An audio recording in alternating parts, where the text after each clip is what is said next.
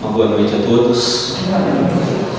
É uma alegria muito grande retornarmos novamente a esta casa de oração e trabalho, para mais uma conversa que nós trazemos para as nossas reflexões. Eu escolhi um tema, quando o Domingos perguntou o tema para a gente conversar, eu escolhi um tema sobre o passe. Mas nós não estamos aqui nesta noite para dar um curso de passes, e nem é essa a nossa pretensão. O objetivo nosso é fazermos algumas reflexões, todos nós em conjunto, a respeito dos preparativos para o passe, seja na condição de assistidos ou principalmente na condição de passistas, médiuns passistas, que também não deixa de ser uma forma de mediunidade, porque existem várias e diversas manifestações mediúnicas, né? A mediunidade, a gente pode dizer que ela, de um modo geral, todos nós somos médiuns, uns mais ostensivamente e outros nem tanto. Mas aonde que está o toque principal que eu gostaria de trazer nesta noite? Quando a gente fala do passe, e nós que somos espíritas já conhecemos de antemão quão importante é este instrumento para o nosso reequilíbrio espiritual. Mas aqui fica um grande conselho para os dirigentes da casa, porque nem sempre vem à casa espírita pessoas que são espíritas. Pode ser que venha uma pessoa pela primeira vez e aí assiste uma palestra, fica um pouco temeroso. O que será que vai acontecer naquele centro espírita? E aí, quando convida a pessoa para tomar um passe, ela fica assim: vou ou não vou? O que será que vai acontecer? Aí ela entra lá na câmara de passe e, como se não foi passada uma orientação para ela, ela já vai ficar temerosa: o que será que vai acontecer? Porque me colocaram numa sala fechada, mais gente também, mas aí ela não se concentra, claro, não está sabendo exatamente o que vai acontecer lá, não vai ter nenhum processo mediúnico, não vai acontecer nenhuma manifestação, nada disso. A gente que já frequenta a casa espírita sabe muito bem disso. Mas aquela pessoa que vem pela primeira vez, se não foi devidamente orientada, ela não vai estar devidamente preparada para receber os benefícios do passe.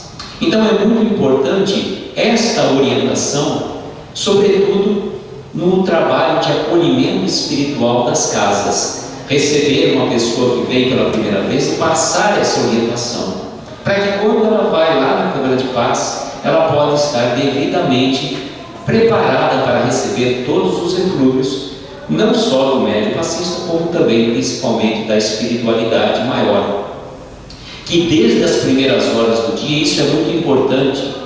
A gente vem para a casa espírita e a gente encontra um amigo ou outro lá embaixo, ou aqui mesmo no salão, e como gratificante é encontrarmos os amigos depois de tanto tempo que a gente ficou afastado.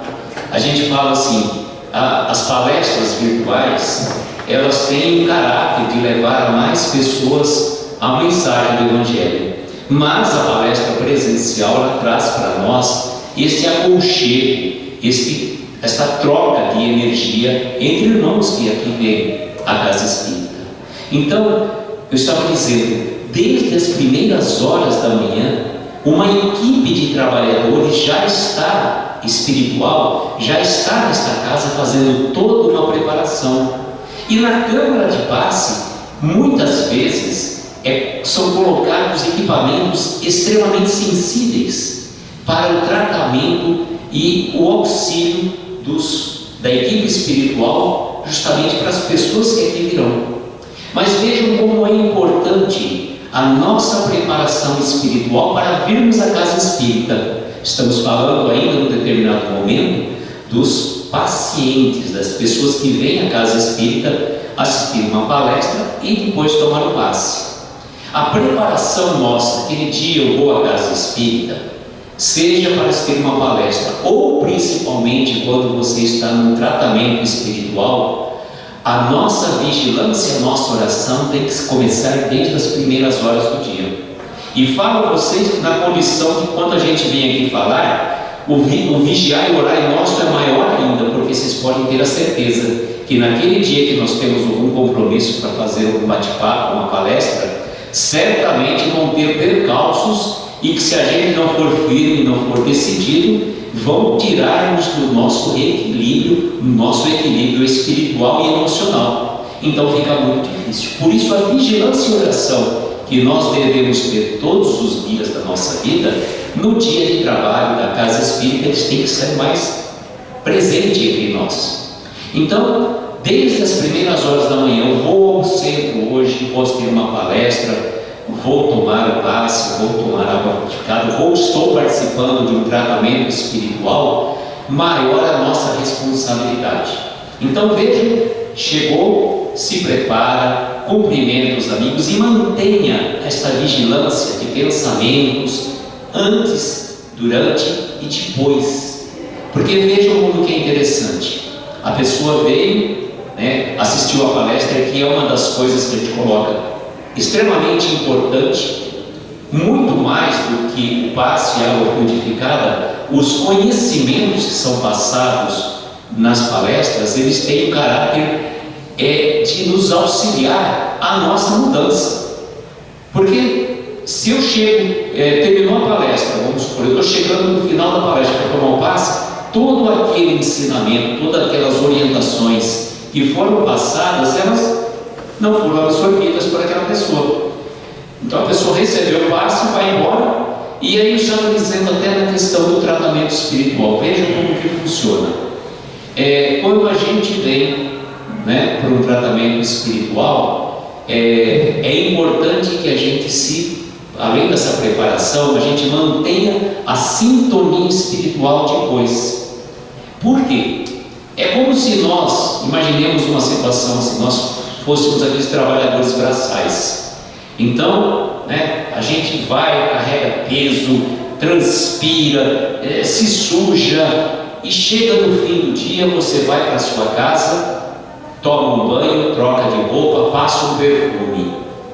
Só que, mais ou menos isso, você veio, tomou um passe, então conseguiu manter um certo equilíbrio. Você trocou de roupa espiritual, passou o perfume espiritual e você sai da casa espírita e já se lameia ali fora. Os seus pensamentos já entram numa outra sintonia, então de nada adiantou toda a energia que a espiritualidade, a equipe de passistas esteve fazendo, e aí você se suja novamente. Se nós não mudarmos os nossos pensamentos e a nossa conduta, a gente vai continuar fazendo tratamento espiritual atrás de tratamento espiritual, tomando passe atrás de passe, e nada vai mudar. Agora vamos mudar um pouco o lado, vamos para o lado dos passistas, dos médios passistas. Eu vou fazer uma confissão aqui para vocês. Domingos falou que nós somos frequentadores da Sociedade Beneficente Obreiros do Bem, e muito tempo atrás eu trabalhava em São Carlos, e por trabalhar fora a gente tinha assim uma série de compromissos, não só profissionais. Depois você tinha que pegar a estrada, tinha que viajar todo dia, aí tinha que pegar o filho na escola, tinha que fazer às vezes uma compra no supermercado ou outra, e você chegava assim, praticamente, eu costumava dizer que eu era o trabalhador da casa do assim seja. Assim seja, porque praticamente terminada a palestra, eu estava chegando à casa espírita.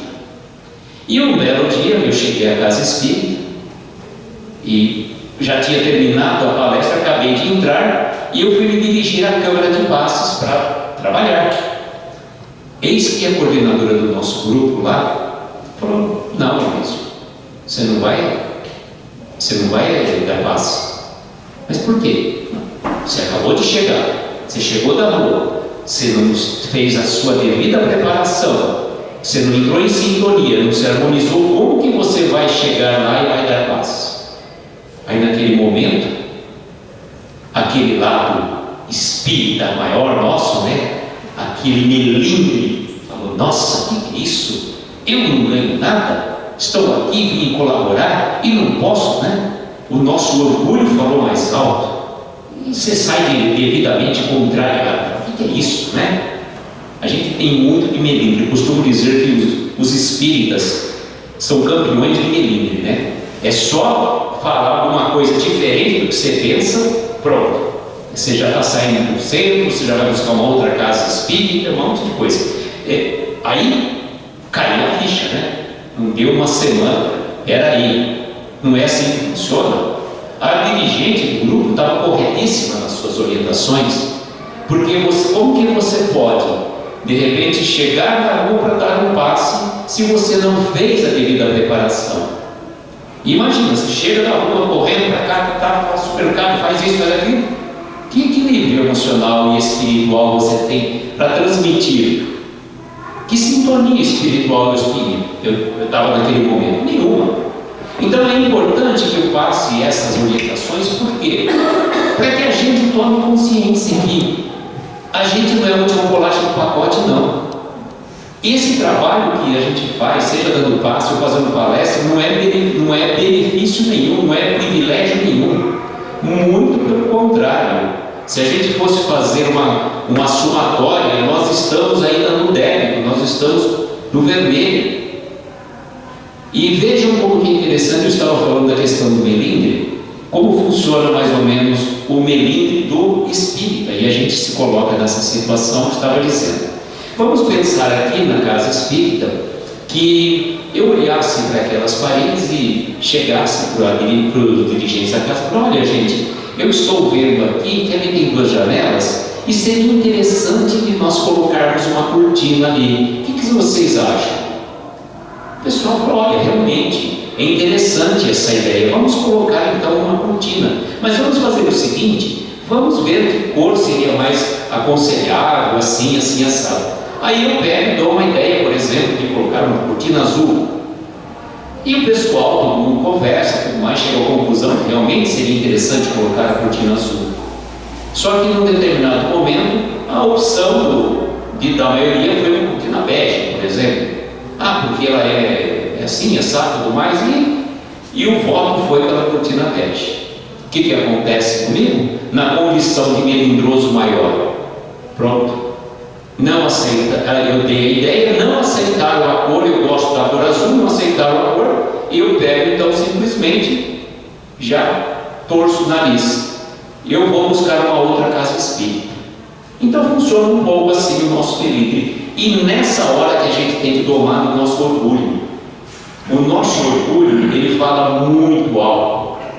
E quando a gente vai buscando conhecimento, e é importante que a gente busque conhecimento, porque só o conhecimento que vai nos libertar das amarras dos nossos vícios do passado, e a gente traz resquícios do passado. Tinha um palestrante, Domingos já chegou a conhecer, o seu Barbosa, ele era lá do Ranchinho.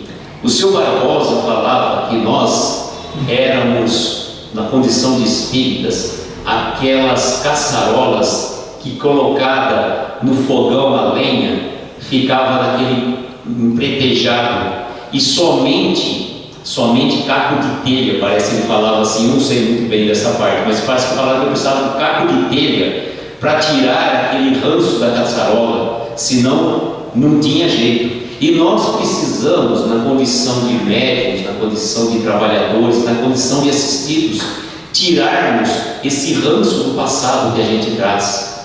Vejam quantas e quantas mazelas que a gente percebe, quantas situações que a gente visualiza e a gente se sente irritado por determinadas coisas. São vícios do passado que nós trazemos, e não é porque você foi convidado a fazer parte de uma equipe de trabalhadores da casa que você é grande coisa. Você é mais um. O próprio Kardec, no trabalho de codificação, que foi importantíssimo para trazer essa revelação da doutrina espírita, se Kardec não se propusesse a fazer, a equipe espiritual teria outro para fazer o trabalho dele. Então, o que nós fazemos, seja na condição de palestrantes, na condição de passistas, ou na condição daquelas pessoas que fazem um atendimento fraterno, nós não estamos fazendo nada em benefício de ninguém. mas em nosso próprio benefício. Então, tomarmos consciência da grande responsabilidade que temos ao estarmos aqui na casa espírita, porque este trabalho que eu estava dizendo, ele resulta em benefício de nós mesmos. Quando a gente sai do nosso mundinho particular, e o Chico uma vez parece que comentou numa situação que ele ia lá no centro espírita Luiz Gonzaga, um dos primeiros centros lá, acho que em Pedro Leopoldo, e o Chico, a gente sabe que tinha muitos, mas muitos problemas de ordem de saúde e tudo mais, e com todas as dificuldades, quando ele ia ao centro espírita Luiz Gonzaga, com todas as suas dores e dificuldades, ele falava que as dores dele, as dificuldades não eram nada comparado a tudo aquilo que ele ouvia daqueles irmãos que chegavam até ele.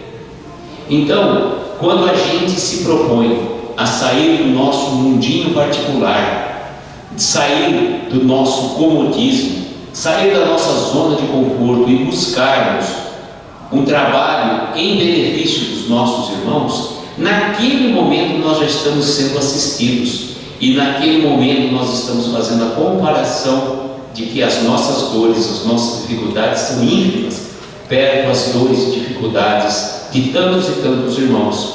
E como é importante tomarmos consciência disso, porque a partir do momento que eu tomo consciência, eu paro de reclamar da vida, eu começo mais a agradecer tantas e tantas bênçãos que a gente tem ao longo da vida, como por exemplo, nós temos a grande satisfação de estarmos aqui nesta casa. Quantos e quantos irmãos não estão internados no hospital hoje? Quantos e quantos irmãos não tiveram a felicidade de abrir os olhos? Quantos e quantos irmãos não estão presos? Quantos e quantos irmãos não estão no asilo, abandonados na rua? Mas nós temos a grata satisfação de estarmos encarnados.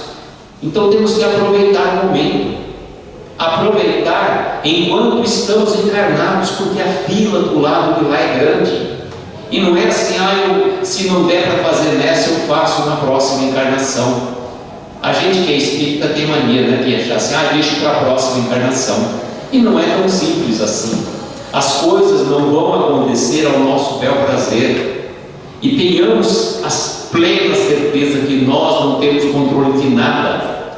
Nós não temos controle de nada. Vejam, só um exemplo, se a gente retroceder a 2019, dezembro de 2019, quantos planos que nós fizemos que foram por terra?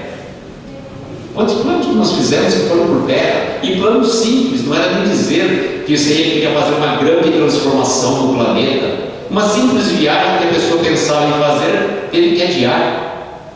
Então, um exemplo simples e banal. Então, nós temos que ter a plena consciência que vivemos num planeta que está passando por muitas dificuldades. Só que essa transformação que o planeta passa, ela é proporcional à nossa transformação. O planeta só vai regenerar-se a partir do momento que cada um de nós regenerarmos. E lembro até de uma frase muito importante de uma pessoa que não é espírita, até ela falou assim: olha, eu fico pensando que nós, nesta pandemia, nós entramos num túnel escuro. Todos nós entramos num túnel escuro e não sabemos o que vamos encontrar quando a gente sair desse túnel e como vamos estar também na saída desse túnel.